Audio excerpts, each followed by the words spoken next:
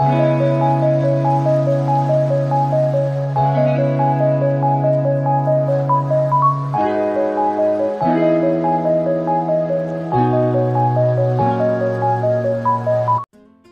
বন্ধুরা, good morning. তোমরা সবাই কেমন আছো? আশা করছি তোমরা সবাই খুব খুব ভালো আছো আর সবাই খুব সুস্থ আছো। এই গরমে আমরাও ভালো আছি বন্ধুরা। অমৃতা ব্লগস আরও একটি নতুন ব্লগে তোমাদের সবাইকে ওয়েলকাম জানাই। আজকের ভিডিওটা আশা করি তোমাদের ভালো লাগবে, আর ভালো লাগলে তোমরা আমার ভিডিওটাকে লাইক ও কমেন্ট করে জানাতে পারো, আর আমার এই ছোট্ট চ্যানেলটাকে সাবস্ক্রাইব করে আমার পাশে থেকো।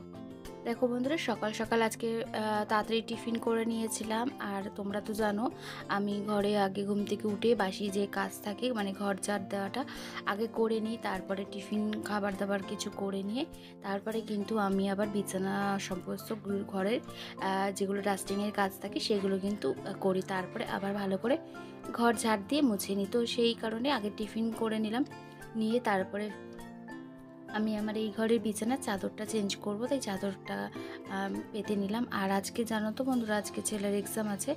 আজকের হচ্ছে ছেলের লাস্ট এক্সাম, আর এর জন্য একটু খুব তাড়াতাড়ি সব কিছু করছি, কারণ ব্যস্ত তো প্রত্যেক দিনই থাকি, কিন্তু আজকে একটু বেশি ব্যস্ততম দিন কাটাতে হচ্ছে। কারণ হচ্ছে ছেলের এক্সাম, ছেলের 2টো থেকে এক্সাম, ও 12:30টায় বেরিয়ে যাবে। তা আমি সকালে টিফিনটা তাড়াতাড়ি ওকে করে দিয়েছি, আর দুপুরে খাওয়া দাওয়া করে মানে একটু ভাত খেয়ে তারপরে কিন্তু ও বেরাবে। তো সেই কারণে তাড়াতাড়ি একটু কাজগুলো করে নিচ্ছি। আর এদিকে কিন্তু আমি কিন্তু বিছানাটা আমার গুছিয়ে নিয়েছি, আর বিছানাটা গুছিয়ে নিয়ে তারপরে কিন্তু আমি আমার কাজগুলোকে কমপ্লিট করব। আর ওই ঘরের বিছানাটা আমার কিন্তু গোছানো হয়ে গেছে। আর আজকে তোমাদের সব কিছু পুরোটা শেয়ার করতে পারছি না, কারণ আজকে বুঝতেই পারছো, তোমাদেরকে বললাম যেহেতু ছেলের এক্সাম, আর একটু টেনশানও রয়েছে, আর তার উপরে তাড়াহুড়ো করার একটা চেষ্টা, মানে তাড়াহুড়ো চলছে। তো যাই হোক, এদিকে তোমাদের সঙ্গে কথা বলতে বলতে বিছানাটা কিন্তু মোটামুটি আমার গোছানো হয়ে গেল। আর আমার যতই তাড়া থাকুক বা যেরকমভাবেই থাকুক, আমার কিন্তু ঘরদোর গোছানোটা কিন্তু খুব দরকার। সঙ্গে সমস্ত কাজগুলো ঠিকঠাক করে গুছিয়ে রাখার চেষ্টা করি। তো তাড়াতাড়ি করে এদিকে সব বিছানাগুলোকে গুছিয়ে নিয়ে বালিশের কভারগুলো সব চেঞ্জ করে নেবো।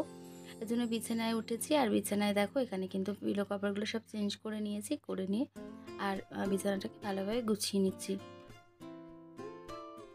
তোমরা অনেকেই জানো, ছেলে এক্সাম দিতে গেছিলো, তখন ছেলের সঙ্গে গেছিলাম, কিন্তু আজকে যাব না, কারণ হচ্ছে যা গরম পড়েছে, আর বসার মতন সেরকম জায়গা নেই। আর 2টো থেকে যেহেতু পরীক্ষা, আর ছেলেও বললো যে মা এই গরমে তোমাকে আর যেতে হবে না, গিয়ে বসে থাকবে গরমের মধ্যে, তার থেকে তুমি বাড়িতে থাকো, বরং আমি চলে যাচ্ছি, আমি পৌঁছে যাব। তার সেই কারণে আর গেলাম না। আর এমনি ফার্স্ট দিন গেছিলাম, ছেলের কলেজে প্রথম দিন পরীক্ষা ছিল, সেই কারণে গেছিলাম। তো যাই হোক, ছেলে চলে গেল, আর মানে যাবে। আমি তারপরে এখানে কিন্তু বিছানাগুলোকে গুছিয়ে নিয়ে আমার কিন্তু আলনাটা আমি গুছিয়ে নিলাম। আর আলনাটা দেখো, জামা কাপড়গুলো একটু সব উলট পালট হয়েছিল, সেগুলো নামিয়ে আবার ঠিকঠাক করে গুছিয়ে নিলাম। আর এখানে কিন্তু সবকটা সামনেই আলনাতে আমার নাইটিগুলো থাকে, সেই নাইটিগুলো কিন্তু আমি এইভাবে গুছিয়ে নিলাম। গুছিয়ে নেওয়ার পরে তারপরে কিন্তু পুরো আলনাটা একদম টিপটপ পুরো পরিষ্কার হয়ে যাবে। আর প্রত্যেক জিনিস কিন্তু বন্ধুরা আমি এইভাবে টিপটপ পরিষ্কার করে রাখতে ভালোবাসি, আর আমার পছন্দও হয়। তো এইভাবে কাজ করে রাখি। দেখো, ছেলে তো এক্সাম দিতেই যাবে, কিন্তু এই কাজগুলো তো সব করতেই হবে, এগুলো তো আর পড়ে থাকলে হবে না, তাই সেই কারণে এগুলো সব গুছিয়ে নিচ্ছি তাড়াতাড়ি করে। আর মাথার মধ্যে একটা কাজ চলছে, যে মানে চিন্তা চলছে যে ছেলের খাবারটা তাড়াতাড়ি রেডি করে দিতে হবে। জানি কোনো সময় অসুবিধা হয় না, ঠিক টাইমে খাবার আর ওর সামনে মানে রেডি করে ওকে দিয়ে দিই, কিন্তু তাও একটা মাথার মধ্যে চিন্তা চলতে থাকে যে কতক্ষণে করবো, তো সেই আর সেরকম একটা ব্যাপার। তো ওদিকে এগুলো করতে করতে মোটামুটি আমার রান্নাটা গোছানোই হয়ে গেছে। আর আলনাটা গুছিয়ে নিয়ে আমি কিন্তু ঘরটা একবার ভালো করে ঝাড় দিয়ে পরিষ্কার করে নিলাম। তারপরে নিয়ে কিন্তু আমি এখানে রান্না করতে চলে এসেছি। আর বলছিলাম যে বন্ধুরা, যে কতক্ষণে আমি রান্নাটা করব সেটা একটা চিন্তা চলছিল। তো এখানে শঙ্কর মাছ ছিল, শঙ্কর মাছটা রান্না করে নিলাম। আর এই মাছ করতে তো একটু সময়ই লাগে, পুরো মাংসর মতন করতে হবে। তো তাড়াহুড়ো করে মাছটা রান্না করে নিয়েছি। আর ছেলের জন্য একটু ডাল সিদ্ধ বসিয়ে দিয়েছি, কারণ ও এই মাছ দিয়ে যদি না খেয়ে যায়, তার জন্য একটু ডাল সিদ্ধ বসিয়ে দিয়েছি। আর আলু পটলের একটু তরকারি ছিল, সেই তরকারিও টাও গরম করে নিয়েছি। তো এটা রয়েছে খাবার, আর একটু মাছটা ভেজে নিয়েছি, এদিকে বসিয়ে দিয়েছি। ও যেটা দিয়ে খাবে সে খেয়ে যাবে। আর বলছিল যে মামি মাছ দিয়ে খেয়ে যাব না, আমি রাত্রে একেবারে খাবো। তো দেখি ও কি খেয়ে যায়, কিন্তু আমি রান্নাটা তাড়াতাড়ি করে করে নিচ্ছি। যদি খেয়ে যায় তো হয়ে যাবে। এখানে আর দেখো মাছে কিন্তু শঙ্কর মাছে আমি কিন্তু বন্ধুরা নুন হলুদের সঙ্গে একটু তেলও মাখিয়ে নিই, যাতে মাছটা না ছিটকায়, মানে তেল ছিটকায় সেই কারণে।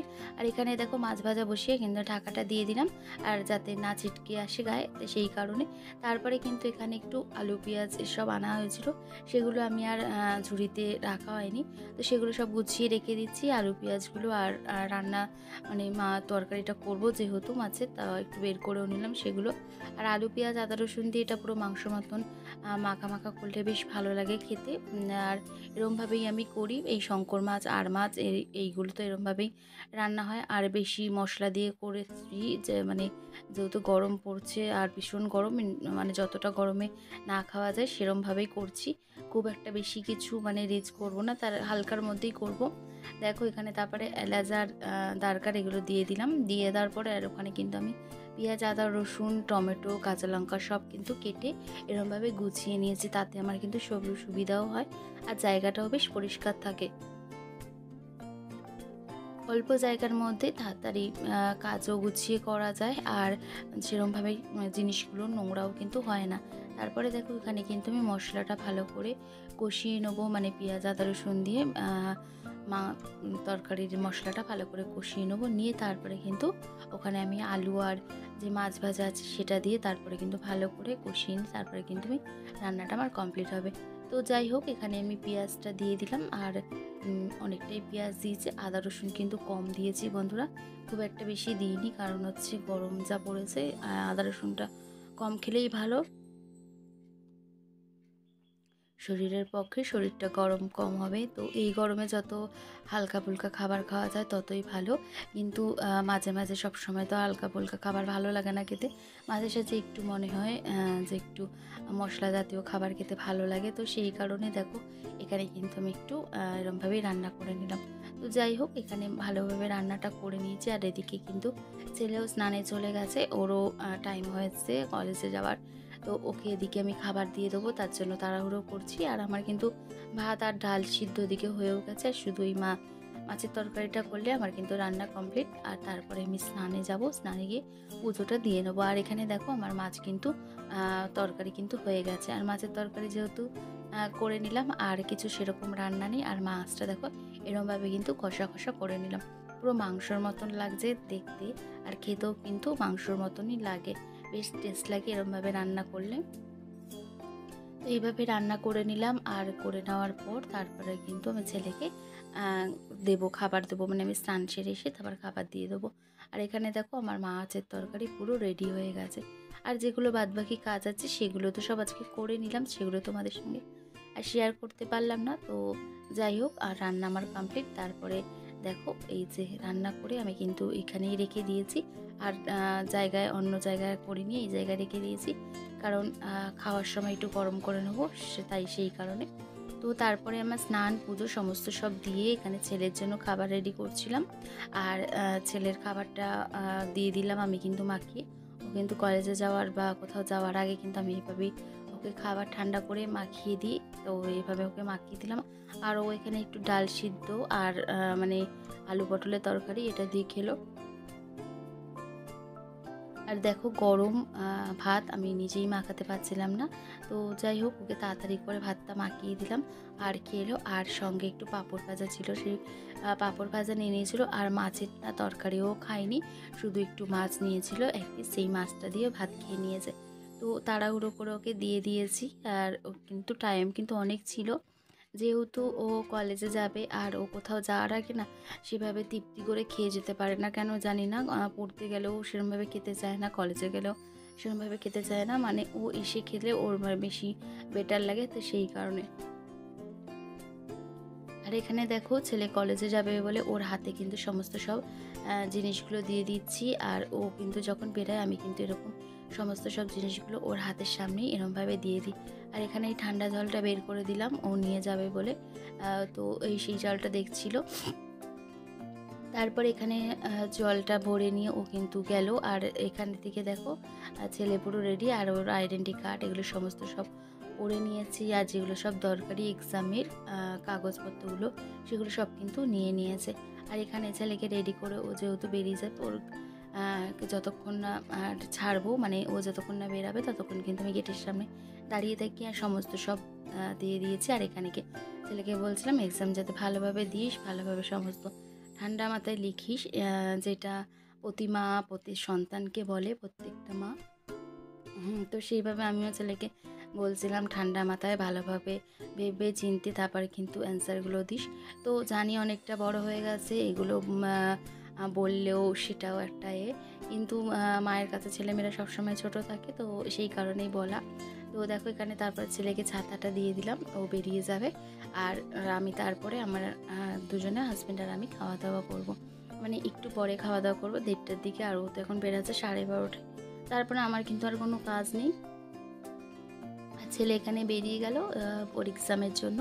আর তারপরে আমি ঘরের একটুখানি বসে এবার ফোন এডিট করব, ফোনের ভিডিওগুলো আর একটু ভিডিওগুলো দেখব কোথায় কী হয়েছে না হয়েছে। তো সেগুলো দেখার দুপুরে খাওয়া দাওয়া করতে বসলাম আমি আর হাজব্যান্ড। আর এখানে আমাদের খাবারে ছিল এই উচ্ছে ভাজা আর স্যালাড আর কিন্তু মাছের তরকারি। আর ডাল যেহেতু আমি ভালোবাসি না, সে কারণে আমি আর ডাল নিইনি, মানে ভালোবাসি না বলে অতটা ভালো লাগে না। মাছ হয়েছে যেহেতু মাছ দিয়ে খেয়ে নেবো, আর নিয়ে নিই, আর সেটাই তোমাদের সঙ্গে শেয়ার করিনি। আর এখানেই আমি খাবার নিয়ে নিয়েছি। তো আজকের ভিডিওটা এখানেই শেষ করলাম। ততক্ষণের জন্য তোমরা সবাই ভালো থেকো, সুস্থ থেকো ও সবাইকে ভালো রেখো। চলো।